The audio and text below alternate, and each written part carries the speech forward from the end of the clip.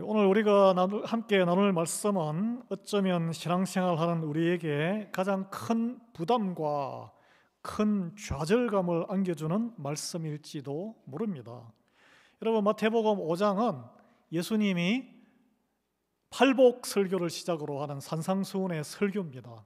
핵심적인 가르침인데 그 결론이 오늘 읽은 마지막 절 48절의 예수님의 명령이에요. 그러므로 하늘에 계신 너희 아버지의 온전하심과 같이 너희도 온전하라. 온전하라. 영어로는 be perfect. 완벽하라는 이야기예요.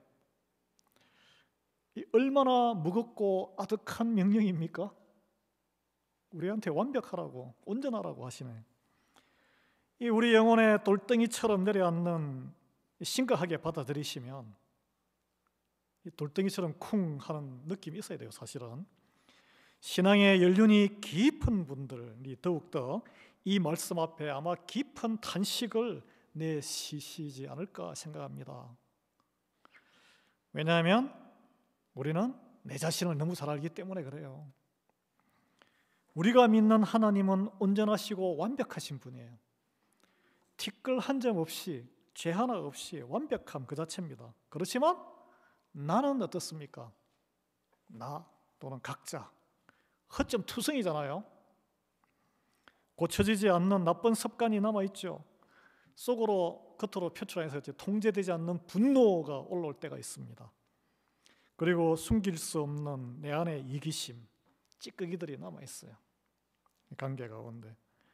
그럴 때 그런 걸 생각하면 부끄러울 때가 있지 않습니까? 부끄러움마저 없다면 좀 다른 문제겠지만, 그래서 이런 연약함이 드러날 때가 있어요. 교회 안 다니는 사람들 앞에서, 특히 가족 안에서. 그러면은 비난과 조롱을 받습니다. 그게 더 뼈 아프죠. 아니, 교회 다니는 당신이 왜 그래? 교회 다니는 사람들이 왜 저래? 이런 소리를 요즘 특히 많이 듣잖아요. 이 비아냥 속에는 예수 믿는 사람의 인격이, 교회 다니는 사람의 인격이 최소한 세상의 기준보다는 높아야 되는데 그러지 못하다라는 냉소와 비아냥이 있다는 걸 우리는 압니다. 그래서 그런 걸 뉴스를 보거나 또는 직접 당할 때 그런 소리를 직접 들으면 어떻게 생각합니까? 할 말이 없어지죠. 아이고, 내가 왜 아직도 이 모양이지? 세상 기준을 뛰어넘는 사람들에게 좀 호감이 가는 인격으로 변해 있어야 되는데 왜 여전히 그게 안 되고 나는 부족한가? 주야, 그런 일 없으세요? 그래서 이런 자괴감 가운데 너희도 온전하라. 좀 be perfect. 하나님이, 네가 믿는 하나님이 온전한데 너도 좀 온전하라고. 이 명령이 나를 정죄하시나 심판하시나 이런 말씀으로도 들릴 수 있다는 것입니다. 그래서 결론적으로 말하면 이거는 여러분 오해예요. 오해. 이 명령의 참된 의미를 깨닫는다면 이 말씀이 우리에게 정죄가 아니라 위대한 하나님의 약속으로 들리게 될 것입니다.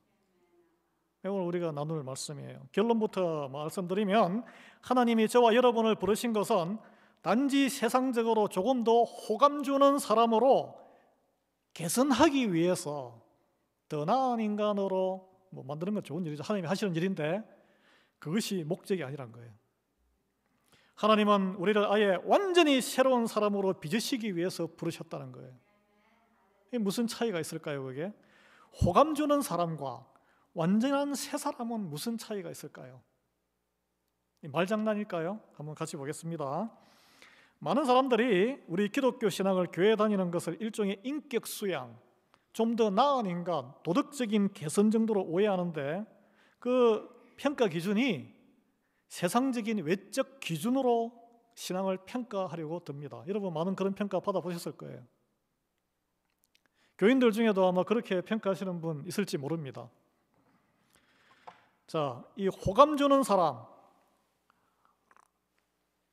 좀 친해지고 싶은 사람, 이것은 겉으로 드러나는 평가의 외적인 평가 기준에 의지를 하고 거기에 갇히게 돼요.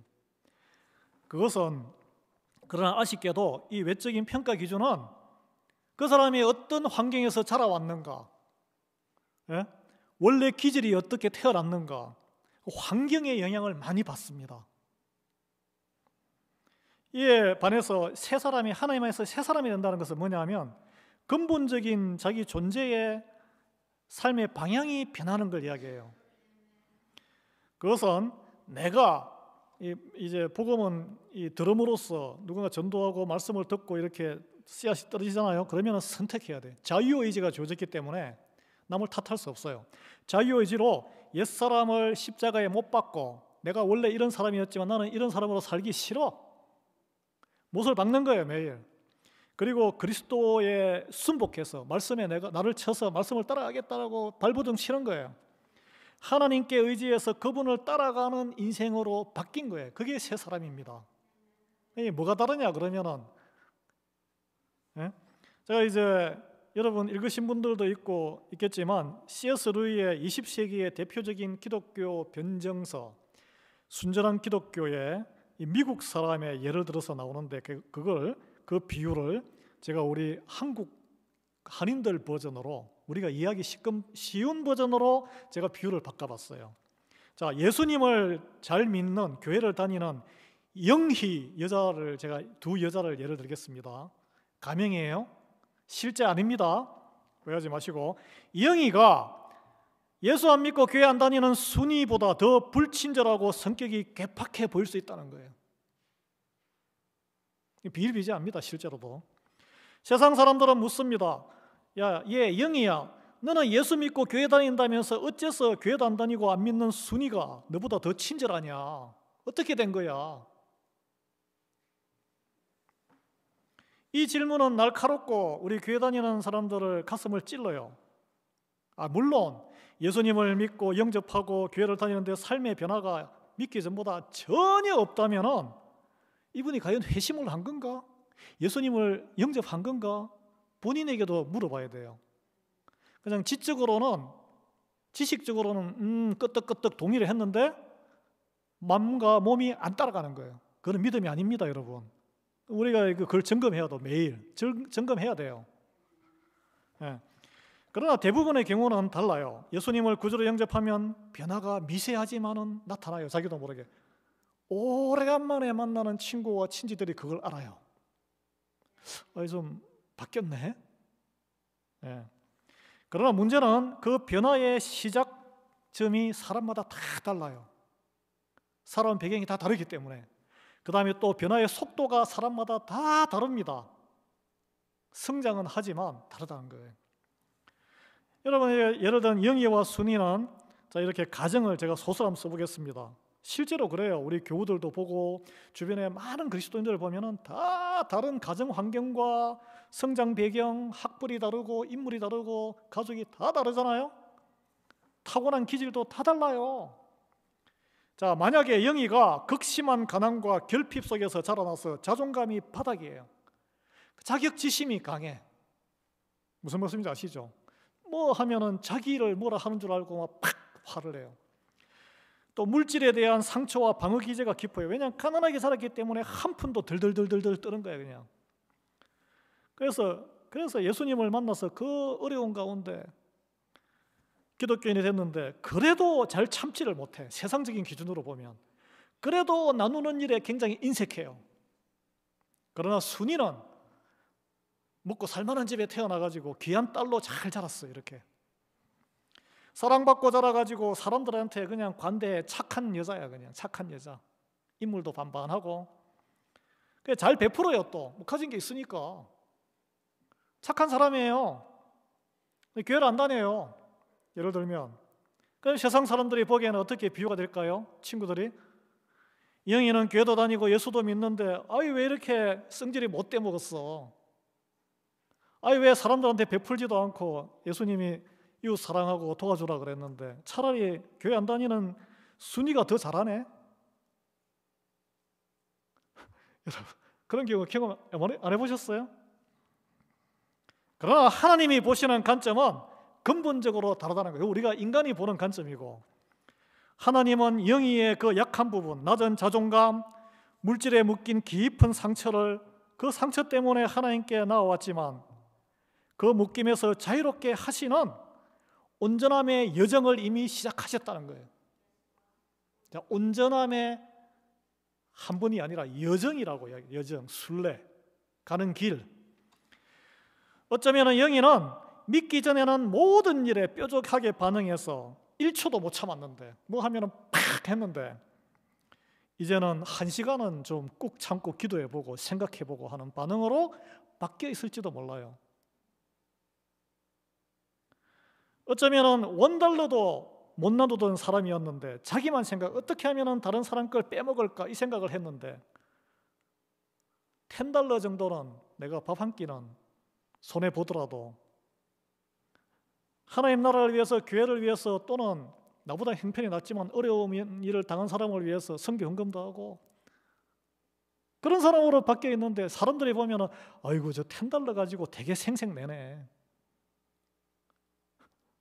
이걸 생각할 수 있잖아요. 저게 뭐 헌금이야?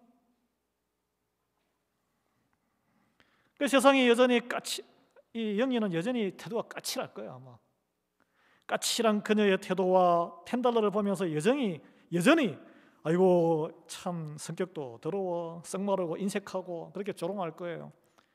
그러나 하나님은 그 참는 1시간과 $10를 내놓기까지 영희가 벌인 영적인 싸움과 그 성장, 그 위대한 승리를 보신다는 거예요. 여러분 이해가 되십니까? 세상적인 시각으로 하나님 나라를 이해하려고 하지 마세요. 그걸 내려놓으셔야 돼요. 그게 바로 교만이에요. 교만. 이것이 바로 호감받는 사람과 새 사람의 결정적인 차이입니다. 하나님이 우리를 향한 목적은 인간 개선이 아니고 재창조예요. 만약 우리를 호감 주는 사람으로 만드는 것만이 하나님의 목적이었다면 어떤 문제가 생길까요?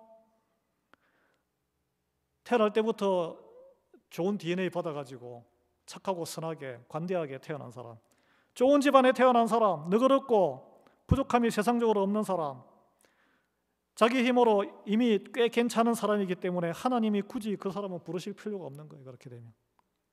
그냥 성경이 거짓말이죠. 여기 여러분 기독교의 핵심 진리가 있습니다. 세상과 사람들에게 얼마나 호감을 주느냐, 하나님 앞에서 온전하냐 아니냐의 판단 기준이 아니란 거예요. 아무리 도덕적으로 탁월한 인격자일지라도 성경은 단호하게 그 사람 역시 죄인이다 선포하잖아요. 구원받기 위해서 예수 그리스도가 필요하다고 선언합니다. 우리가 보기에 완벽한 사람도 하나님 보시기에는 구원이 필요한 온전하지 못한 죄인인 거예요. 그럼 왜 그럴까 이런 생각이 들죠. 좀 이따가 예를 들겠습니다. 여러분 순위가 이 타고난 환경과 주어진 환경, 우리는 다 그런 환경을 가지고 부모를 가지고 태어나요. 우리가 원치 않았지만 하나님이 주신 환경과 기질이라는 거예요. 그런 것을 우리 철학적 자연, 내추럴입니다. 자연적인 결과다. 우리가 딱 태어나니까 한국 사람으로 딱 태어났잖아요. 미국의 백인 남자로 태어난 게 아니라 그것은 그녀의 자유의지로 하나님께 나아온 결과물이 아니란 거예요. 그녀의 공로가 아닙니다. 하나님이 주신 환경적인 선물이란 거예요. 그 환경은 어떻게 됩니까? 하나님께 돌아오지 않고 그 환경에 자족해가지고 자랑하고 살면 죽음과 함께 육신이 흙으로 돌아가듯이 바울이 말하는 배설물이 되어서 그냥 싹 없어지는 거예요. 그게 영원한 시간에 자기 것이 안 됩니다. 돈을 가지고 갈 수 없듯이 하나님의 관심은 각자의 환경 속에서 자기의 본질적인 죄를 깨닫고 복음을 듣고 자유의지로 하나님을 향해 돌아선 사람, 완전히 새 사람이 되는 거예요. 우리가 이제 이걸 잘못해가지고 하나님 믿어서 내가 영희가 비나이다 순이처럼 잘 먹고 잘 살게 좀 제발 해주세요. 그건 완전히 하나님을 잘못 믿는 거예요. 그건.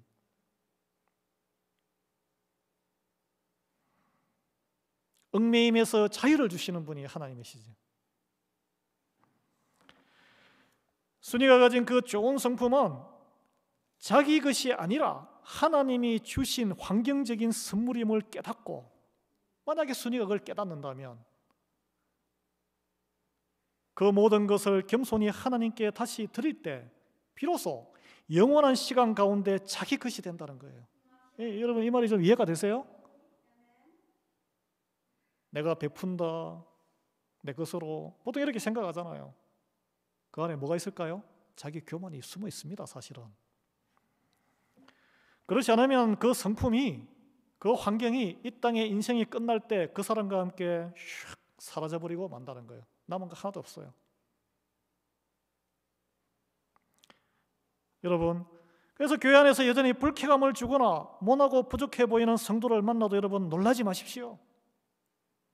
어쩌면 교회는 세상적으로 문제가 많아서 스스로의 힘으로는 구원받을 소망이 없는 절박한 영이와 같은 사람들이 더 간절히 그리스도를 찾아 모이는 곳일 수도 있습니다. 그래서 이 5장, 마태복음 5장의 시작이 심령이 가난한 자가 복이 있다고 하나님께 온다 그랬잖아요.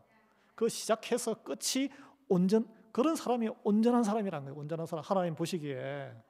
근데 하나님 보고 따라가니까. 여러분, 교회는 세상 기준에 호감을 주는 사람들의 기념관이나 박물관이 아닙니다, 여러분. 그래서 교회 와서 아이고 교회 다니는 사람이 왜 저래? 이러실 필요 없어요. 그 사람의 과거를 보셔야 돼.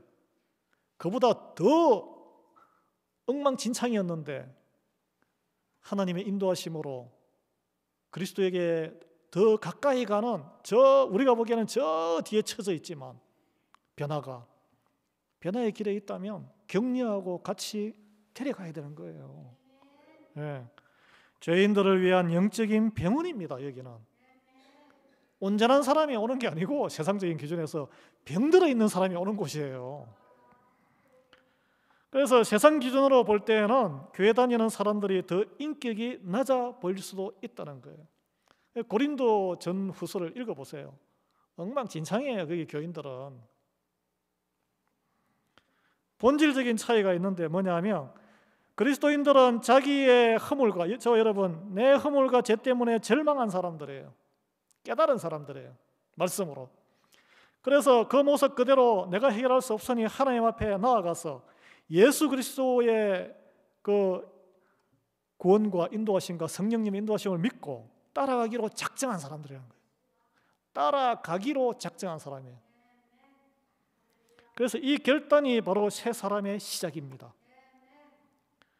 이게 오늘 본문이 말하는 온전함의 비밀이라는 거예요. 48절에 다시 한번 읽어드리면, 그러므로 하늘에 계신 너희 아버지의 온전하심과 같이 너희도 온전하라. 여기에 그러므로는 인과관계, 결론이 결론. 오늘 우리가 읽은 것은 예수님이 마지막으로 이렇게 예를, 원수 사랑을 예로 드셨는데, 그게 왜 예로 들었냐면 당시에 유대인들이 이웃을 사랑하라, 하나님을 사랑, 이웃을 사랑하라, 그 말씀을 실천하기 위해서 자기 이웃은 우리 동족이 이웃이, 유대인들이 이웃이란 말이에요. 그렇게 해석을 했어요. 그래 나머지는 다 이웃이 아니면 원수지. 그 원수는 미워하라. 사랑의 반대는 미움이니까 그렇게 실천을 하고 살았다는 거예요. 이게 잘못된 이제 해석인데, 원래 그 모세오경을 잘못 해석해서 그런 건데, 그래서 이걸 유대교의 기준을 완전히 뒤집어서 44, 45절에 나는 너희에게 이르노니 너희 원수를 사랑하며 너희를 박해하는 자들을 위하여 기도하라. 이같이 한즉 하늘에 계신 너희 아버지의 아들이 되리다. 왜냐하면 하나님이 온전하다고 설명한 것은, 하나님은 오늘 여기에 해도 자연도 의인이나 악인이나 골고루 다 주신다는 거예요. 예. 차별 없는 사랑이 하나님의 온전하심이라고 예수님은 예를 설명을 들고 있습니다. 예. 똑같이 생명의 해를 비추시고 똑같이 비를 내리시고, 그래서 세상 논리나 인간적인 감정에 묶이지 않고 모든 존재에게 생명과 은혜를 베푸시는 그 넓은 사랑이 하나님의 온전하심이라고 예수님이 마지막에 예를 드신 거예요. 예를. 예. 그래서 너희도 온전하라는 이 명령이 완벽하게 죄를 짓지 말라, 이게 아니라 뭐 재치란 이야기가 아니고 그거는 불가능하기 때문에 아버지를 닮아 너희가 좋아하는 사람만 사랑하지 말고 너희를 박해하는 원수까지 사랑하는 자가 되도록 터닝 포인트.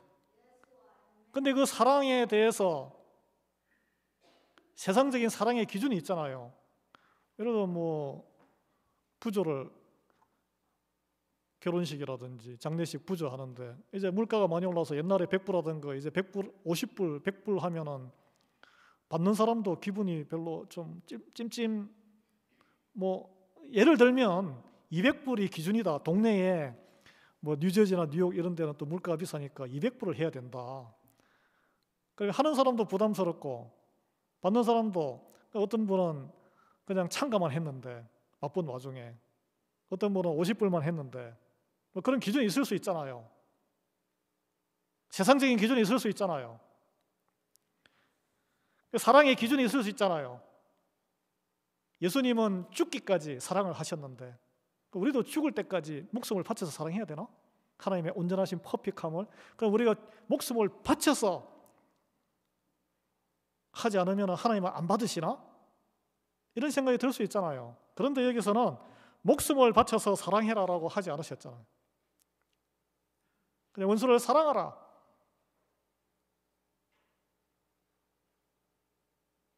방향의 터닝을 말씀하신 거잖아요. 그 사랑의 정도는 다 다를 수 있는 거죠. 근데 세상은 사랑의 기준을 딱 정해놓은 거예요. 여기 사랑에 못 넘치면 너는 사랑하는 게 아니야. 여기 사랑에 못 미치면 너는 교회 다니는데 어떻게 예수님 믿고 교회 다니는 인간이 그럴 수가 있어. 막 정죄하시잖아요. 또 정죄 받는다고 생각하잖아요. 여러분, 이 온전함에 해당하는 헬라어는 텔레이오스라는 단어인데 단순히 결함이 없다, 영어로 flawless 그 이전에 원래 뜻은 목적지에 도달하다, 성숙해지다, 완성되어 가다란 단어입니다. 온전함이라는 정확한 이 성경의 원어의 이제 뜻이 와 닿죠. 여러분, 갓난아기가 태어났을 때에 오늘 이제 감사하게 두 돌을 맞는 우리 교우의 아들과 손자가 있는데 뭐 몸도 못 가눠요. 그러나 성숙한 어른으로 성장하잖아요. 이렇게 걷고 뛰고 나중에 자기가 혼자서 살 만큼 경제적으로 지적으로 안 그런 뭐 약간 좀 디세이블도 있지만 그 과정이 바로 텔레이오스란 거예요. 텔레이오스, 온전해지는 거. 도토리를 땅에 심으면 싹이 나서 거대한 참나무가 되잖아요. 하나님이 다 비주시고 병충해 막아주고, 그게 바로 텔레이오스, 온전함이에요. 온전함이란 죄 없는 완벽한 상태, 정적인 상태가 아니고 하나님이 우리를 통해 의도하신 목적, 하나님의 자녀로, 우리는 자녀가 아닙니다. 원래 그냥 이 물건처럼 피조예요. 피조물.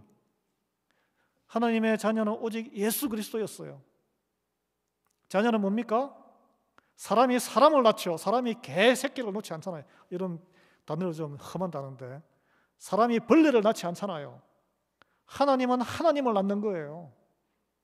예수님을 믿음으로 인해서 우리가 하나님의 자녀가, 우리가 하나님 같은 반열에 올라가는 거예요.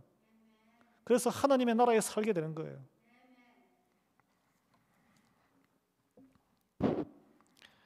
그래서 이 완벽한 상태가 아니고 하나님의 자녀로서 성숙한 모습에 이르기까지, 완전히 성숙한 모습을 영화되었다 그러고, 그까지 가는 길이, 그 성숙해가는 과정이 온전함이라요. 하나님 보시기에 온전함.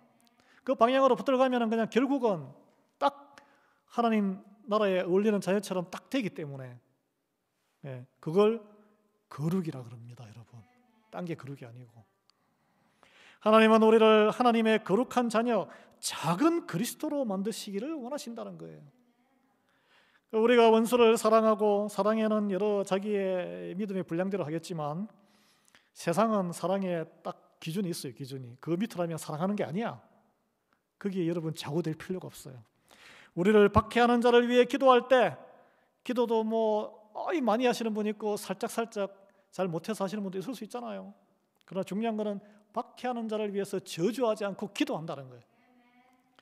우리는 인간의 본성을 거슬러 오르는 거예요. 하나님의 성품을 가장 강력하게 드러나는 이게 성숙으로 가는 최고점이라는 거예요. 이게 이 두 길이, 두 방향이. 이게 율법의 정신을 완성하는 참된 온전함의 길이란 거예요. 그래서 예수님이 마지막으로 결론에 이렇게 설명을 하신 것이죠. 여러분, 오늘은 종교개혁 508주년이잖아요. 종교개혁은 머물러 있지 않고 끊임없이 개혁하는, 끊임없이 새 사람을 입어가는 것을 이야기합니다. 그게 개혁이에요. 리폼, 형상. 다시 새로운 형상으로 입는 거, 허물을 벗듯이 매미가. 그래서 C.S. 루이스는 그리스도인이 된 우리를 알로 비유했습니다. 알, 계란, 에그, 새알. 그래서 영적으로 알 상태로 세상에 태어나지만 언제까지나 착한 알 상태로 머물 수는 없다는 거예요. 알이 부화해서 하늘을 날아가는 새가 되든지 아니면 썩어버리든지, 뭐 속으로 깨서 음식이 되든지 이런 분도 있겠지만, 엄밀하게 내추럴한 거는 썩어버리든지 부화돼가지고 보살핌을 받아서 하늘을 나는 새가 되든지, 여러분 뭐가 되고 싶으세요? 하늘 홀홀 나는 새로 알로 태어났으면 새가 되어야지. 하나님은 알 상태인 우리를 성령의 능력으로 부화시키시고 저 하늘을 나는 새라는 최종 목적지 그리스도의 장성한 분량까지 이끌고 가시기를 원하신다는 거예요. 예수님을 영접한 순간부터 우리를 인도하시는 하나님의 최종 목적지가 절대적인 온전함, 예수 그리스도를 온전히 담는 것입니다. 우리는 그 길을 가고 있는 거예요. 지금 그걸 잊으시면 안 돼요. 그런데 잘 쉽지가 않죠? 왜 그럴까요? 그 길을 가로막는 가장 큰 적은 사탄 탓을 하는데, 자기 탓이에요. 자기 탓. 내 힘으로 괜찮은 사람이 세상적인 기준에 보다 나은 인간 좌절하고 그게 안 돼가지고, 그래서 나는 안 돼 그리고 포기하고, 그래서 그런 또 종교적인 노력과 또는 좀 됐네, 사람들한테 다 칭찬받으니까 나는 된 사람, 나는 믿음이 좋은 사람이야, 자만감. 내가 꽤 착해 보이고 남들보다 믿음이 있어 보이고 그 순간부터는 하나님 말씀도 필요 없어, 성령의 도우심도 필요 없어, 예수 그리스도의 십자가 은혜도 더 이상 필요 없다고 교만하게 느끼는, 겉으로는 겸손한 척해도. 예수님 믿기 전에 누구예요? 순이에요. 순이. 좋은 환경에서 내가 왜 예수님이, 교회가 왜 필요해? 근데 이제 믿음이 어느 정도 올라오면 또 순이 상태로 돌아간다는 거예요. 내가 믿음이 좋은데 뭐 말씀이 뭐가 필요해? 이만하면 됐지. 착한 아래 교만에 빠집니다. 그래서 죄 중에 여러분, 우리는 볼 때 이 영이가 저지르는 그 환경의 안 좋음으로 인해서 몸에 붙은 그 짜질한 죄들 있잖아. 못 참고 분노하고 시기하고 질투하고 또 막 인색하고, 예? 무정하고 이런 걸 막 큰 죄라고 손가락질하는데, 가장 큰 죄는 성경에서는 교만이에요. 사탄이 왜 사탄이 됐습니까? 하나님처럼 모든 걸 다 갖춘 수석 천사가 다 갖추니까 자기가 교만해가지고 더 이상 하나님이 필요 없는 거예요. 그 순위는 주어진 환경이, 그게 축복이 아니라 저주예요. 저주. 자기가 부족함이 없다고 생각하니까 주님이 뭐가 필요해요? 또 믿음이 장성해가지고 내가 예를 들어서 더 이상 나는 믿음이 하나님 예수님이 필요 없고 말씀도 필요 없고 세상 다 칭찬받고, 뭐 성경 공부를 왜 해? 목장에 가서 왜 해? 옛날에 다 해봤지. 이제 믿음 시작하는 사람들이 가서 섬겨야지.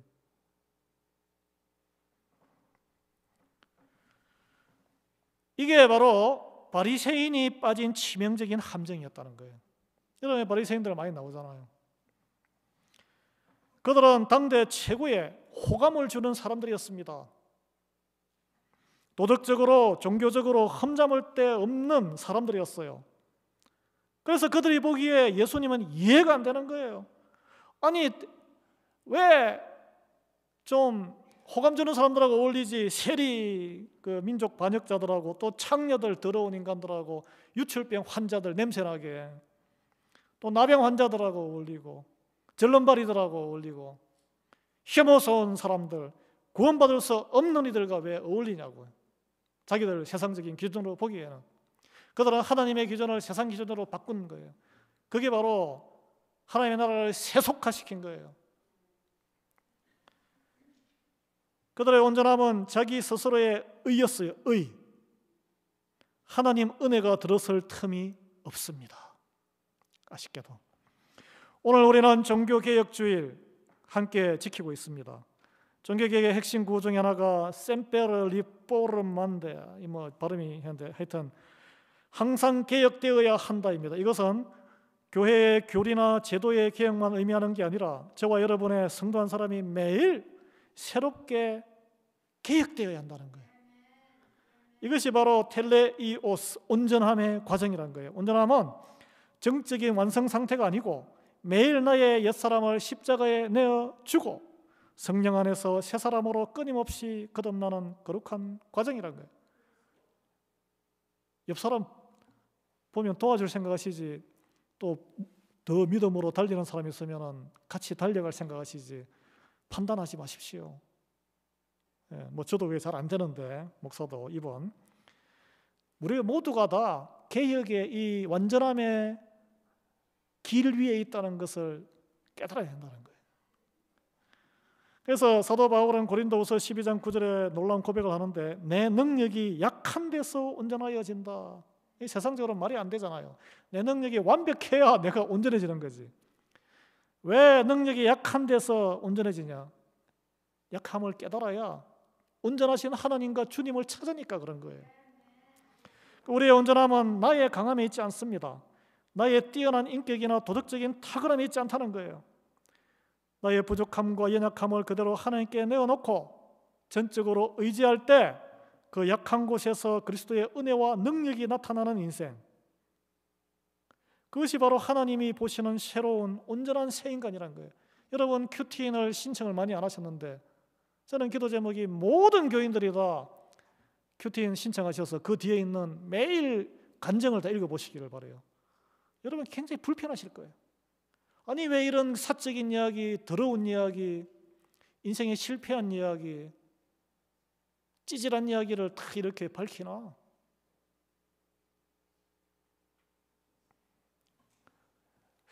그것 때문에 하나님 찾게 되고 만나고 그게 치유가 됐기 때문에 밝히는 거예요. 한계와 연약함, 죄를 고백할 때 성령의 능력이 강력하게 역사하기 때문에, 이게 우리가 믿는 하나님의 역사이기 때문에 그래요. 내 고고한 척, 나는 인생에 문제 하나도 없어. 순이야, 순이. 사실은 영인데 순이인 척하고 살아가는 거예요. 그런 걸 회칠한 무덤이라 그럽니다. 여러분, 결론적으로 오늘 우리가 나누었던 너희도 온전하라는 이 명령은 우리의 힘으로 이룰 수 없어 우리를 짓누르는 불가능한 선포가 아닙니다. 이 명령은 우리를 향한 하나님의 위대한 약속이란 거예요. 명령이 마치 자녀에게 너도 아빠처럼 또는 너도 엄마처럼 훌륭한 사람이 되어라라고 말하는 아버지의 사랑과 같습니다. 그 말 속에 너는 반드시 그렇게 될 수 있다, 믿음과 내가 너를 끝까지 내가 너 손을 잡고 돕겠다라는 약속이 담겨 있다는 거예요. 너희가 비록 지금은 영이처럼 모나고 부족할지라도 내가 너희를 포기하지 않고 까마득히 멀어 보이지만 내 아들 그리스도의 온전함에 이르기까지 반드시 너희를 이끌고 가겠다. 이 땅에서는 실패할지 몰라요. 그러나 그 가는 길이 그리스도를 향해 가는 길이기 때문에 천국에 가는 길이라는 거예요. 이게. 그래 산상수훈의 첫 번째 복이 심령이 가난한 자는 복이 있나니 예수님이 선포하신 이유가 여기 있습니다. 나의 가난함과 나의 부족함, 나의 깨어짐을 아는 자만이 겸손해지는 거예요. 그리고 전적으로 하나님께 의지하게 됩니다. 그리고 온전하신 하나님께 전적으로 나를 맡기는 사람만이 하나님이 약속하신 온전해지는 길을 걷게 되는 거예요. 그래서 우리가 할 일은 뭡니까? 세상에 좋은 평판을 얻으려고 세상적인 기준에 온전해지려고 발버둥 치는 가식을 벗으셔야 돼.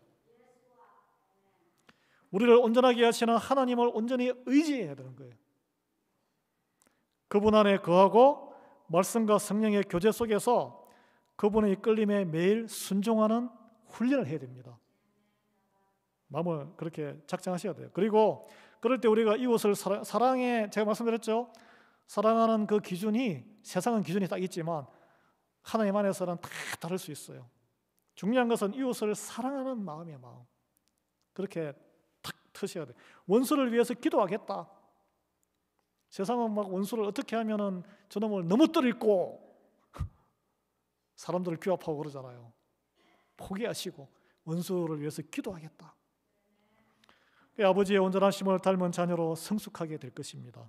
이 거룩한 약속을 붙들고 나의 약함 속에 온전하게 일하시는 주님을 굳게 믿으시고 이번 한 주간도 믿음의 경주를 힘차게 달려나가는 저와 여러분 되기를 주님 이름으로 축원합니다.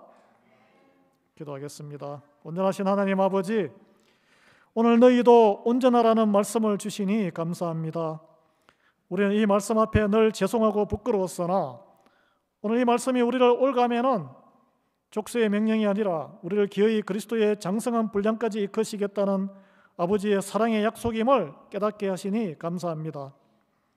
우리의 연약함과 아직 죄성과 부족함을 주님 앞에 그대로 내어놓습니다. 세상 기준에 맞추어 호강 가는 사람이 되려고 애쓰는 교만을 내려놓고 오직 성령 안에서 새 사람으로 매일 개혁되는 온전함의 여정을 걷게 은혜 베풀어 주시옵소서. 나 약함 속에서 강함 되시는 주님만을 의지하며 우리를 온전케 하실 주님을 찬양합니다. 우리를 사랑하시되 원수되었던 우리를 먼저 사랑하신 그 사랑을 본받아 우리도 미워하는 자를 위해 기도하며 우리의 믿음의 분량에 맞는 사랑을 실천하는 아버지의 온전한 자녀들 되게 은혜 베풀어 주시옵소서. 감사드리오며 우리를 온전케 하시는 예수 그리스도의 이름으로 기도하옵나이다. 아멘.